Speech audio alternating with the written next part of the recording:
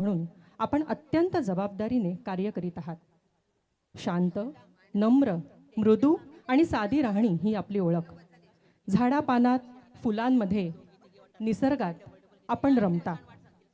पर्यावरण प्रेमी म्हणून अनेक वृक्ष लागवड व वृक्ष संगोपनाचे उपक्रम यशस्वीपणे राबवले असून निसर्गाबद्दलची जाणीव समाजात रुजवण्याचे महत्त्वाचे कार्य आपण सातत्याने करता. आपण प्रवास करत असताना गाडीतून, पायी चालता चालता सहज चौफेर नजर फिरते आणि झाडापानांची बरीच माहिती सोबत असणाऱ्या व्यक्तींकडे जमा होत राहते. विद्यार्थ्यांवर, मुलांवर आपले विशेष प्रेम असून विद्यार्थ्यांना योग्य मार्गदर्शन करताना संस्कारक्षम पिढी घडवण्याचा त्यांचा प्रामाणिक प्रयत्न असतो. मुलांमध्ये रमणाऱ्या त्यांना शारीरिक शिक्षा नको असं कळकळीने आपण नेहमी म्हणता. याबरोबरच आपलं वाचनावर असलेलं प्रेम, अवांतर वाचन, पुस्तकांवर आपलं प्रेम, नवीन आलेल्या पुस्तकांची आपण नेहमी माहिती करून घेता व त्या पुस्तकाचे लगेचच वाचन करता आणि आपल्या सहकाऱ्यांनाही वाचनासाठी प्रोत्साहित करता. तसेच आपल्या शाळा व शैक्षणिक पद्धती यावरही गाढ अभ्यास आहे. भारतीय तसेच इतर देशातील शिक्षण पद्धतींचा सखोल अभ्यास करून त्यातील काही छान नवीन उपक्रम आपल्याकडे कसे राबवता येतील यावर आपला नेहमी कल असतो. अशा संवेदनशील, प्रेरणादायी व्यक्तिमत्व म्हणजे माननीय साधनाताई पाटील.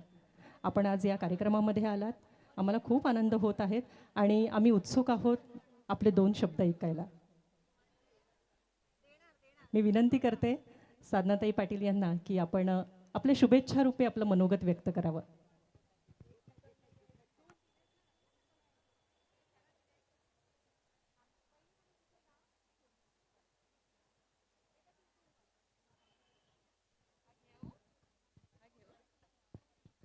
हॅलो हॅलो नमस्कार.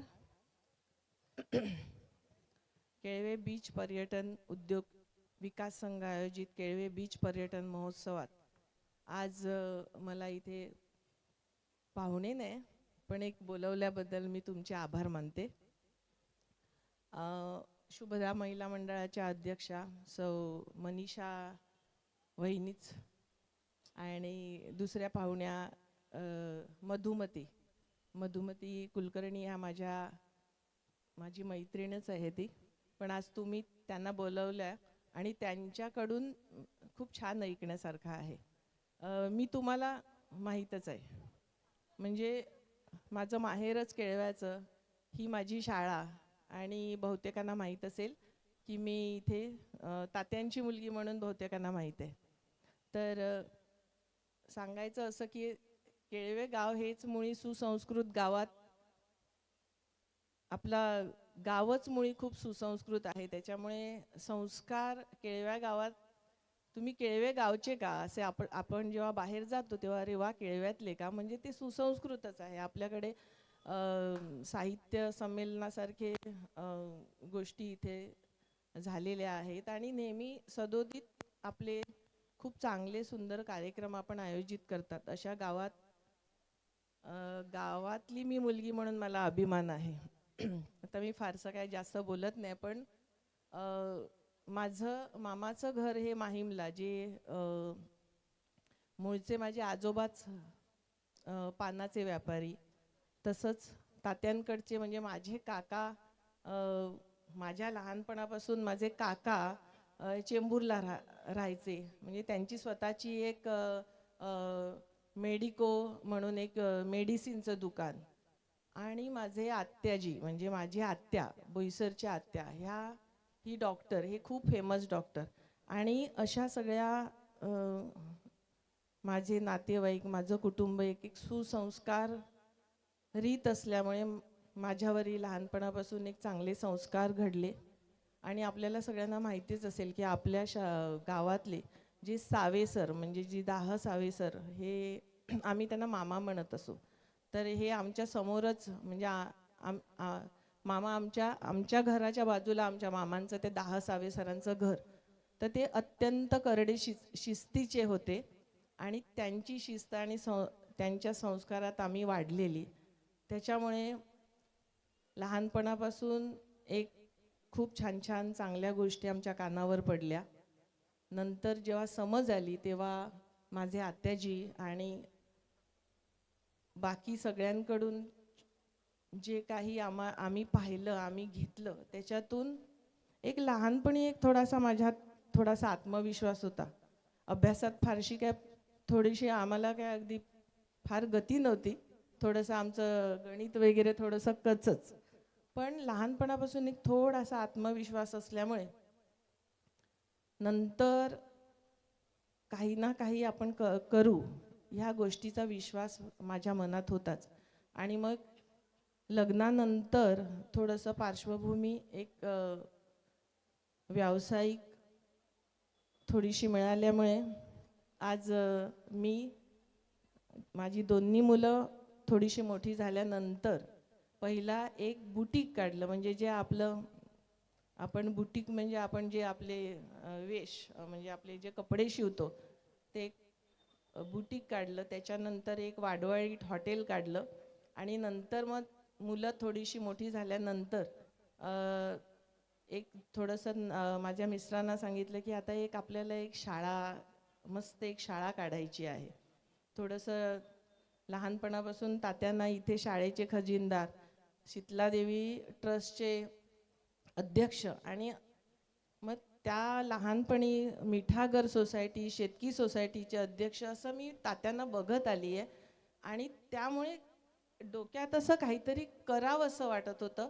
आणि मग मला नानांनी यश विद्यानिकेतन ही शाळा बांधून दिली. ही शाळा एका वेगळ्या धर्तीवर चालवतो आम्ही. म्हणजे मुलांना 9 ते 6 आमच्याकडे मुलं असतात की त्यांना शिक्षणाबरोबर चांगलं शारीरिक शिक्षण आणि संस्कार देणारी, आणि शहरात थोडीशी असल्यामुळे जी मुलं पाळणाघरात राहतात ते काही वेळेला पाळणाघरातलं वातावरण चांगलं नसतं.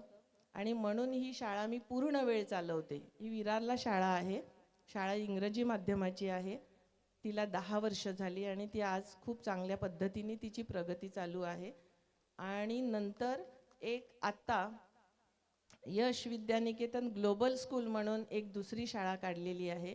ही शाळा पण एका वेगळ्या कन्सेप्टने आम्ही चालवतो.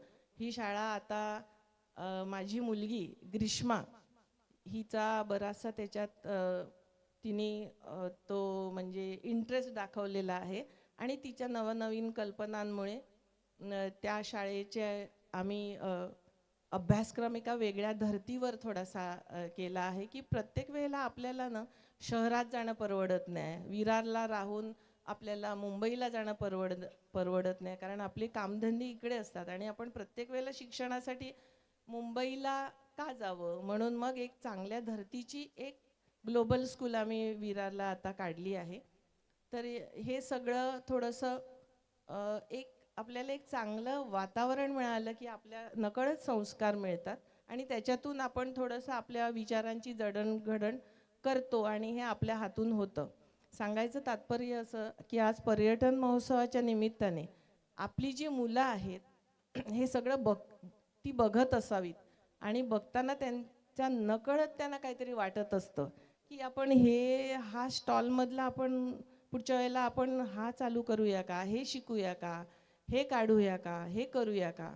तर सतत एक प्रोत्साहन आणि चालना मिळते. ह्या पर्यटन महोत्सवातून आपण काय शिकलं पाहिजे की आपण आपला घर, संसार, मुलं सांभाळून आपल्याला काय करता येईल. तर थोडंसं ह्याच्यातून आपल्या भगिनींनी, इथल्या महिलांनी ह्याच्यातून एवढं शिकलं तरी खूप आहे. आणि केळव्यातल्या महिला, जवळजवळ शुभदा महिला मंडळ ह्याच्यातल्या बहुतेक महिला मला असं वाटतं रोजगार करत असाव्यात.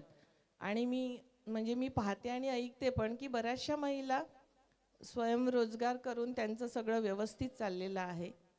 तर अशा महिलांनी ह्या सगळ्या गोष्टीतून एक थोडंसं शिकलं पाहिजे आणि आपण आपलं सगळं सांभाळून पुढे गेलं पाहिजे. एवढंच मी आजच्या कार्यक्रमाच्या निमित्ताने सांगू शकते.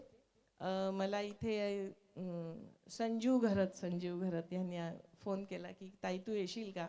तर म्हटलं येईन, पण मी फारसं खूप काय मला सांगणं जमणार नाही, पण जे काय जमेल तेवढं मी आपल्या सगळ्या ह्या बहिणी आहेत, माझ्या सगळ्या वहिन्या आहेत, सगळ्या मैत्रिणी आहेत. तर मी एवढंच तुम्हाला सांगते. बाकी नमस्कार, धन्यवाद. धन्यवाद. अगदी थोड्या शब्दांमध्ये आपण आपलं मनोगत व्यक्त केलं, शुभेच्छा दिल्या. अगदी आपले थोडे शब्द जरी असलं तरी आपलं साधना मॅडम कार्य खूप काही बोलतं. धन्यवाद. यानंतरच्या पुढील आपल्या या कार्यक्रमाच्या वक्त्या ज्या आहेत त्यांचा थोडक्यात मी परिचय करून देते. सौ मधुमती कुलकर्णी. आपण हम पंडित विद्यालय आणि कनिष्ठ महाविद्यालय सफाळे येथे प्राचार्य म्हणून कार्यरत आहात. मागील 33 वर्षांपासून आपण शिक्षण क्षेत्रात कार्यरत असून वाचन, लिखाण, कथाकथन, अभिवाचन, अभिनय, मार्गदर्शन, सूत्रसंचालन यांची आपणास आवड आहे. कथाकथन कसे करावे, व्यक्तिमत्व विकास इत्यादी अनेक विषयांवर शालेय तसेच महाविद्यालयीन मुलांसाठी विनामूल्य मार्गदर्शन आपण करता. आत्तापर्यंत जवळजवळ 5,000 विद्यार्थ्यांना आपण मार्गदर्शन केलं आहे. जहांगीर आर्ट गॅलरी, जे स्कूल ऑफ आर्ट, रवींद्र नाट्य मंदिर, वरई आर्ट गॅलरी तसेच अनेक कॉलेजेसमध्ये कवितांच्या अभिवाचनाचे कार्यक्रम आपण केले आहेत. स्वलिखित काव्यवाचन, कथालेखन, काव्यलेखन, अभिनय इत्यादी स्पर्धांमध्ये राज्यस्तरांपर्यंत आपणास पुरस्कार मिळाले आहेत. त्याचप्रमाणे कोकण साहित्य परिषदेचा पुरस्कार आपणास मिळाला आहे. देहदान, अवयवदानाविषयी आपण जनजागृती करता. असे प्रेरणादायी व्यक्तिमत्व आज या कार्यक्रमामध्ये आम्हाला वक्त्या म्हणून लाभलेले आहेत. आम्हाला खूप आनंद होत आहे आणि आपले विचार ऐकण्यासाठी आम्ही खूप उत्सुक आहोत. आपल्याला विनंती.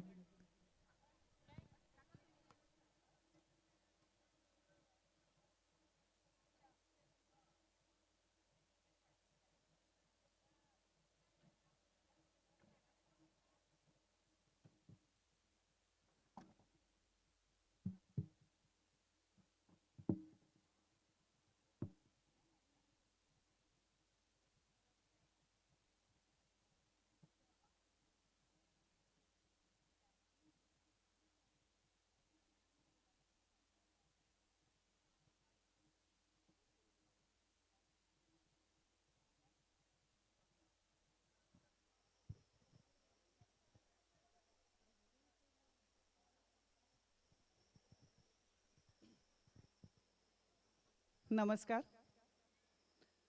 विद्या नाही, ज्ञान नाही, ते घेण्याची गोडी नाही, बुद्धी असूनही चालत नाही, तयास मानव म्हणावे का.